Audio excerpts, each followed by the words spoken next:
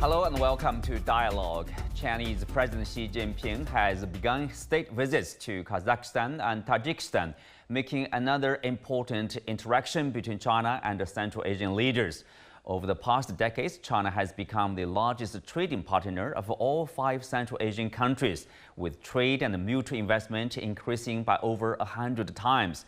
So what will be the focus of President Xi's visits, and how will China and the Central Asian countries continue to enhance relationship and trade? And what measures can they take to jointly contribute to global governance and world peace? Join us for our discussion today, live from Beijing. I'm Xu Qinduo.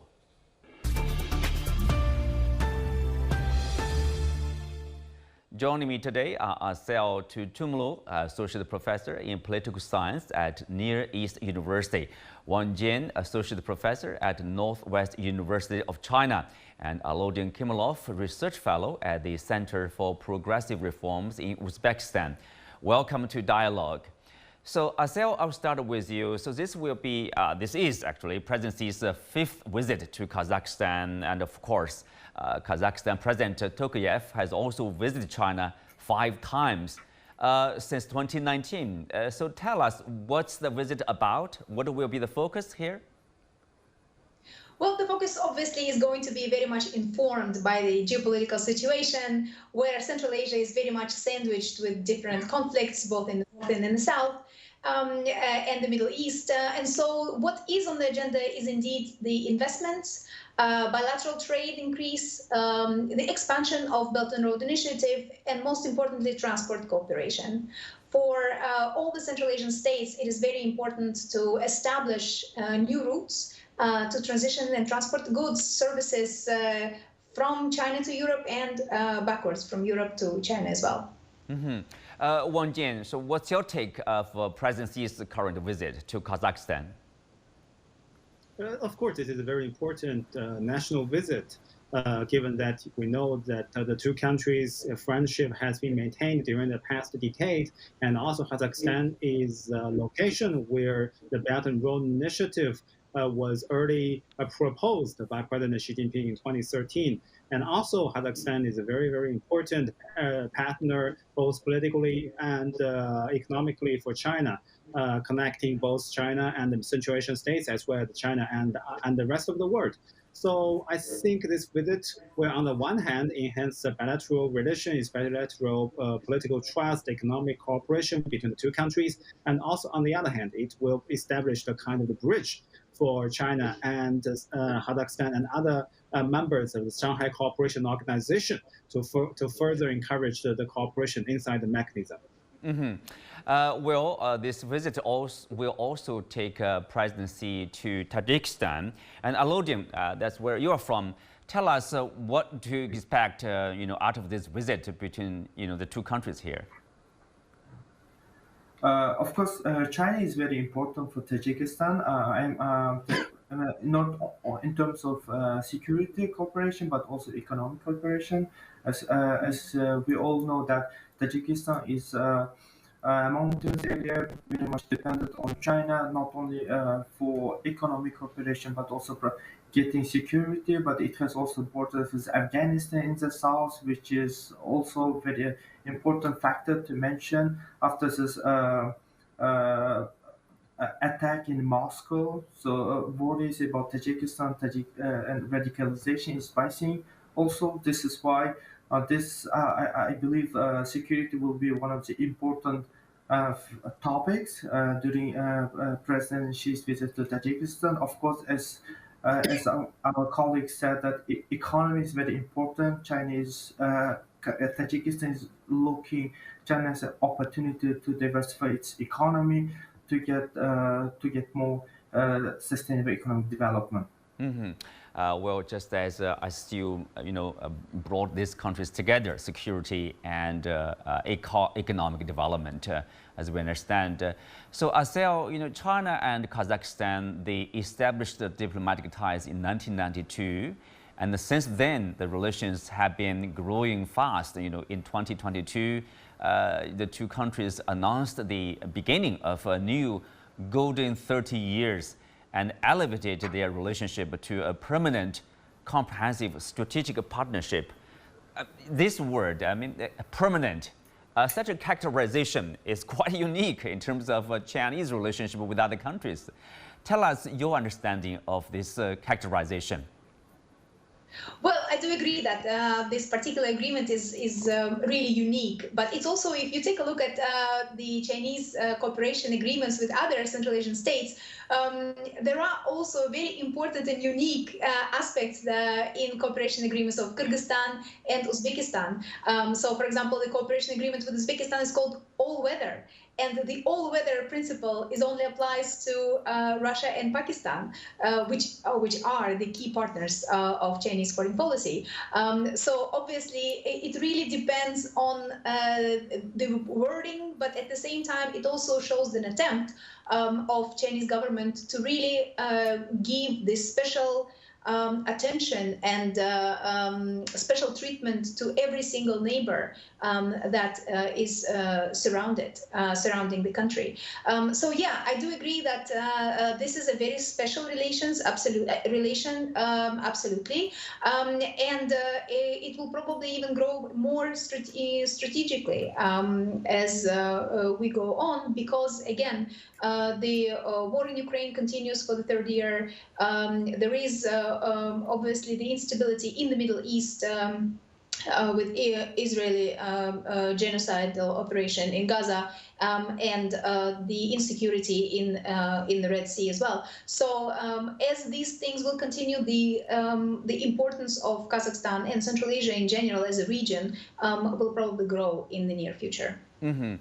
Well, Wang Jin, you know, as a Chinese scholar, what's your understanding of the Chinese characterization of this relationship as a permanent one of comprehensive strategic partnership here? Well, of course, that's express the Chinese very importance attached to the relations with Kazakhstan, because we know that during the past years, as our guest from Kazakhstan has just mentioned, that the relations between the two countries has been significantly improved. For example, that the bilateral trade volume reached about $24 billion in 2022, and also according to the expectation and the very cooperative outline between the two countries, that this volume will reach $35 billion in the next 8 or 9 years. So that would be the very great volume. And we also have to know that the kind of the special economic zone has been established in Hormuz, a city, a very special economic zone neighboring Kazakhstan and China to facilitate and encourage more bilateral economic cooperation between the two countries. So of course, a lot of measures has been taken by both sides to further explore the potential of the more bilateral cooperation and the bilateral economic volume in the future. And also we know that it's true that we are living in the world, or living in the era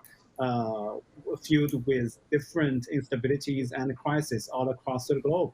Maybe also the war between Russia and Ukraine is still going on, and the war between Palestinians in the Gaza Strip with Israelis are still going on, and also there were a lot of kind of divisions. But and meanwhile, of course, terrorist organizations in the Central Asia is also kind of in a kind of the growing. That would lead to more crisis for not only the Central Asian states, but also for China's western borders. So that is why this is very, very important on the one hand to enhance the bilateral relations between the two countries, China and Kazakhstan, China and Tajikistan, and other Central Asian states. And on the other hand, the SCO and Shanghai Cooperation Organization, this kind of the mechanism should be further, on the one hand, depend. The trust should be dependent, and also on the other hand, the scope should be further expanded. So that is why I think this is a very, very important visit. Chinese President Xi Jinping's visit to Kazakhstan and Tajikistan and other and the meetings with the Central Asian states leaders will help further enhance the friendship between China and Central Asian states. Mm-hmm. So, Alouddin, if you look at the numbers in terms of trade, in terms of investment, and also, of course, infrastructure construction, Can we say that's probably the important elements that brought China and Central Asian countries closer and closer? Yeah, of course. This is one of the main areas we should focus. If we see numbers, Chinese export, Chinese investment is rising, and at the same time, Central Asian countries, for example, particularly in Uzbekistan, they see China as an important factor in their national development program because thanks to China, they are getting high technologies and they're getting investments. They're building also roads and other energy hubs, and this is also kind of very important factor. At the same time, I would like to draw your attention to the one fact that due to the war in Ukraine and situation in Indian Ocean, the situation with Yemen, Houthis, Central Asian countries are seeing as a historical opportunity to improve their role in Central Eurasia. Thanks, we know this area mostly ignored, but right now because of this, it's becoming a kind of important area, not just connecting east with west, but also connecting north to south. And in this connection project, Chinese role, Chinese investment, Chinese business is crucial. Connectivity there, and if you look at some of the numbers, of course, as I said, Kazakhstan is the place where President Xi Jinping in 2013 announced the Belt and Road Initiative, and also the trade relationship between China and Kazakhstan is very impressive. In 2013, the volume increased by 30%, and if you the total volume reached like $41 billion. That's ahead of the goal of 40 billion in 2013. 7 years ahead of the time to realize the goal, and of course surpassing the goal. And if you look at the export of agricultural products from Kazakhstan to China, last year that's an increase of 84%. Unbelievable, 84%. So Assel, tell us, in what way we are doing right, probably, to bring the two countries trade, investment. I mean, so impressive.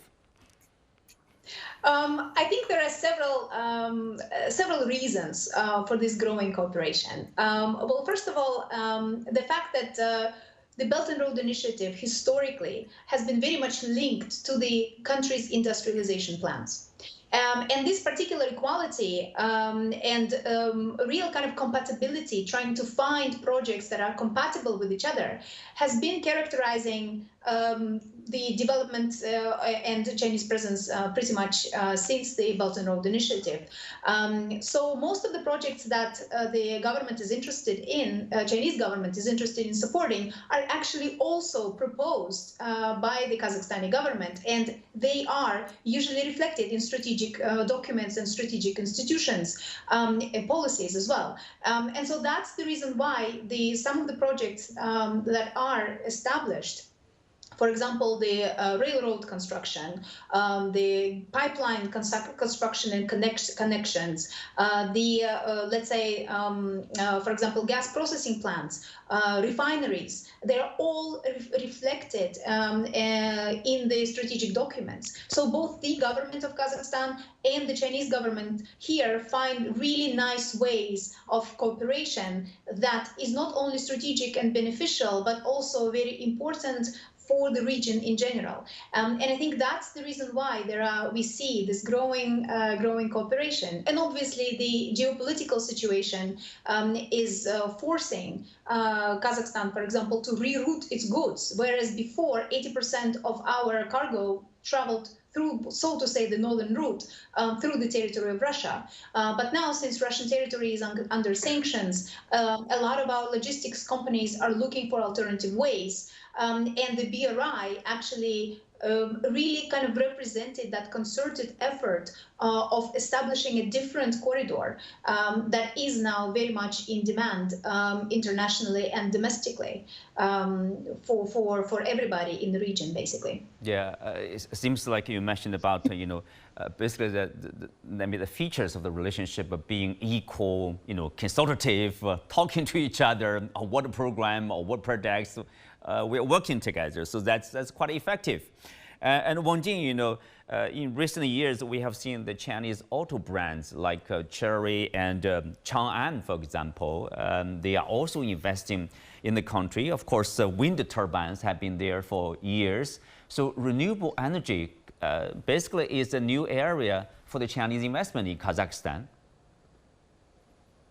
Sure, of course. I think the green energy or the clean energy or the renewable energy should be and has already been accepted by the majority of the states in the international community as a very future for the development, social development, economic development, because we're talking about renewable energy, we're not talking about the kind of technology, we're talking about kind of the philosophy, and also we're talking about a kind of the complex, including different areas of technologies, different areas of scientific research achievements. So that is why it should be understood as a very, very major achievement. On the one hand, the very cooperation between different establishments, especially the scientific establishments, but also on the other hand, the kind of a cooperative achievement between different countries. So that is why when we're talking about Chinese brands and Chinese the car companies or other Chinese renewable energy corporation, their branches started to establish in the Central Asian states, we are talking about the future. That means that both sides realizing the importance of the Chinese technology, and also they realize the willingness and importance to further explore the possible cooperation between the two sides in the future. So that is why I think, on the one hand, it suggests the very, very strong and very, very enhanced political trust between the two sides, and also on the other hand, it will give the bridge or give the hope for the future between Chinese and Central Asian people. So I think that is why it is a very, very positive signal, and also it will further expand it and widen the cooperation opportunities between the two sides. Mm-hmm. So Assel, yeah, go ahead, please, Alouddin. Yeah, we should also mention that as our colleagues mentioned, green energy is very important, green technology is very important. It's becoming a new drivers of economic growth. So Central Asian countries, Uzbekistan and Kazakhstan, some other countries are trying to be in this trend. At the same time, these countries, despite the fact they have enormous resources because of this climate change and demographic growth, they are becoming one of the importing countries. For example, in case of Uzbekistan in 1990s, it was one of the leading exporter of gas. Right now, because of population growth, it cannot provide its own domestic market. That's why they are focusing on this green technologies and green investment to diversify the economy, to provide energy security, and they are focusing mostly on China on this area. Mm-hmm. Well, Assel, of course, this is for climate change. In 2060, I know Kazakhstan's goal to achieve this carbon neutrality. And I mean, basically for every country, renewable energy is necessary, or EVs in that respect. So, I mean, are we talking about investment from the Chinese auto brands and then produce cars in Kazakhstan, or just the parts of that to assembly probably somewhere else? I just wanted to touch a little bit to say that for Central Asia, for Kazakhstan as well, the green energy and the technology is part and parcel of the industrialization.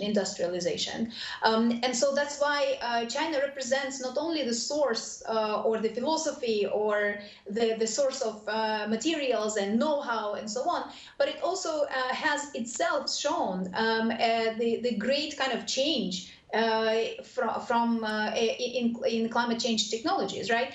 And Central Asia is experiencing drastic climate change effects. So we've just recently had the drought. We have had the flooding. We have had all kinds of disasters and abnormal summers and abnormal winters. And so having, for example, alternative energy with the economy that is largely dependent on extractive sector, with the assistance of Chinese businesses, I think it's really important for the bilateral cooperation.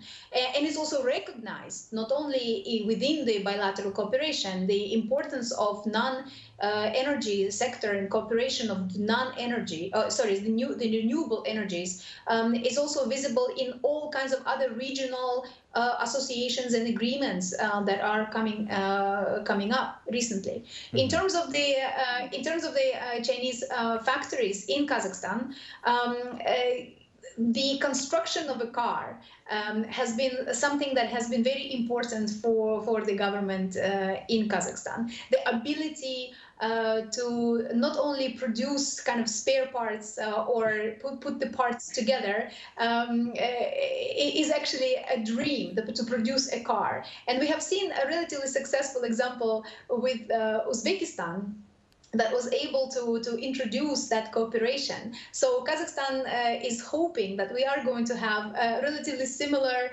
cooperative agreements with the Chinese companies, where we can then move away from simply screwing the spare parts together into producing the spare parts that can later on be assembled elsewhere in different other countries and create a kind of an industrial hub in those cooperatives. Sophisticated technologies we're talking about. But of course, the foundation for the development between China and Kazakhstan, and of course Tajikistan, Uzbekistan, etc., it's really about people to people. We know China has launched this year Kazakhstan Tourism Year. And we also know that there's visa-free mutual treatment between the two countries. And in terms of education, more than 10,000 Kazakh students have come to China to study. It is important, Assel, for people to meet each other and talk to each other. And of course, that prepares for future, say, trade relationship or investment or whatever between the two countries. Yeah, absolutely. And it is a relatively different change as well in comparison to, for example, 2016, where we had a very strong kind of cross-country anti-Chinese sentiment and the demonstrations even against the presence of Chinese companies because there was a rumor that Chinese companies will be able to buy land in Kazakhstan.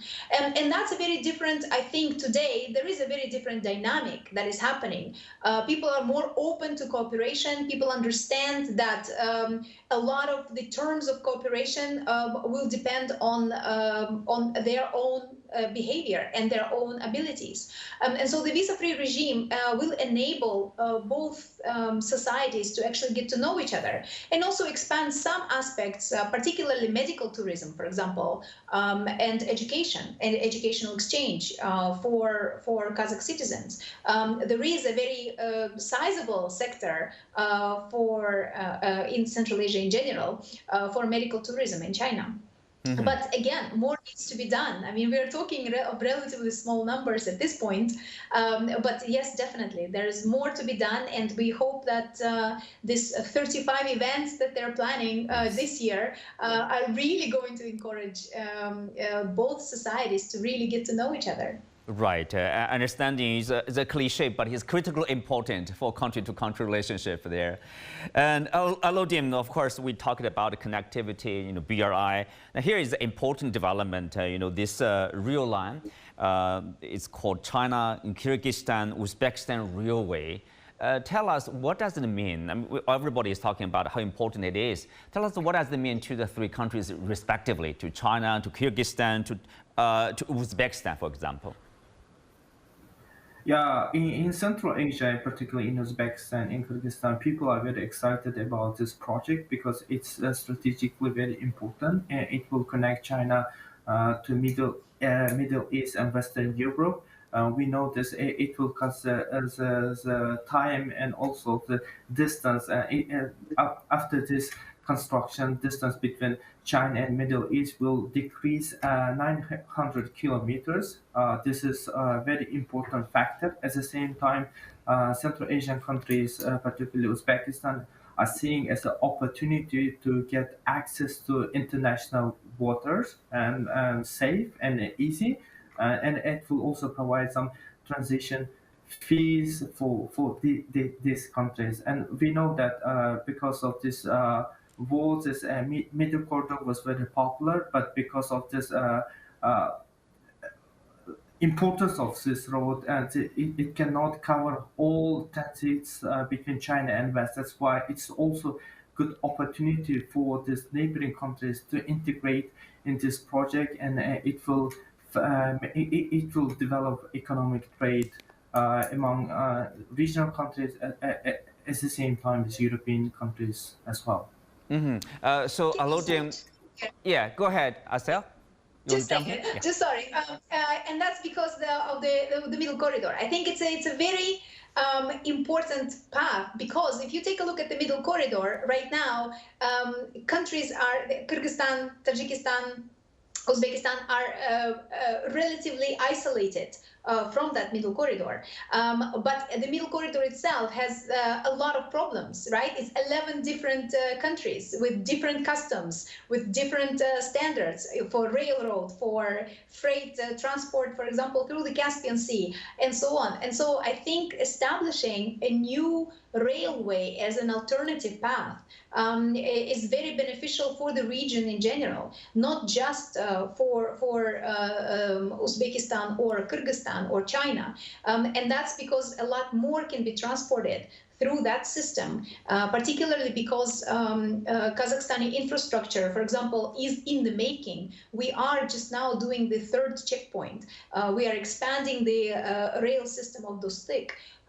We are also trying to dredge the ports of Kurik, for example, port in the Caspian Sea, to be able to really move the goods through the Caspian Sea. So there is a lot to be done, and I think when two of these networks or infrastructure are going to exist, we can definitely establish a closer regional trade and much more dynamic international presence as well. Well, integration, in that respect, Wang Jin, of course, President Xi is also going to attend this SCO summit.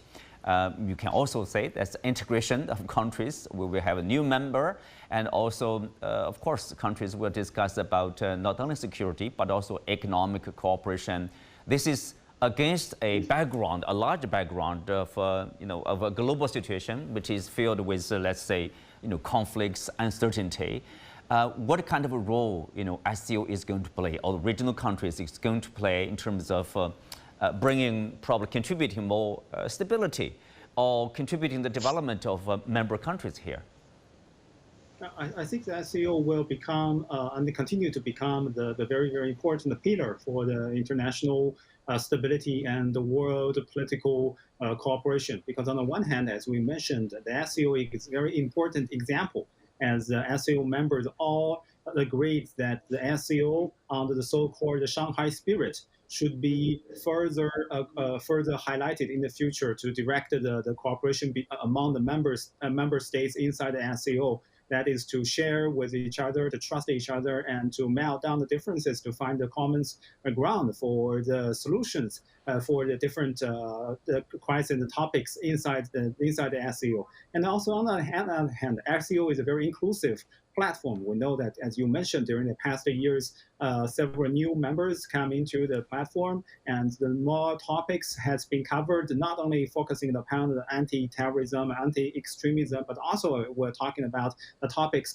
covering the economic and the politics and other things. So that is why I think it should be continue a very, very important example for the world, for the member states, and it will direct the future for the cooperation among its members. Very important, the Shanghai spirit of equality and respect. Well, on that note, we come to the end for today's show. Many thanks to our guests. You can also watch us on the CGTN app or on YouTube. Thank you for being with us. I'm Xu Qinduo. See you next time.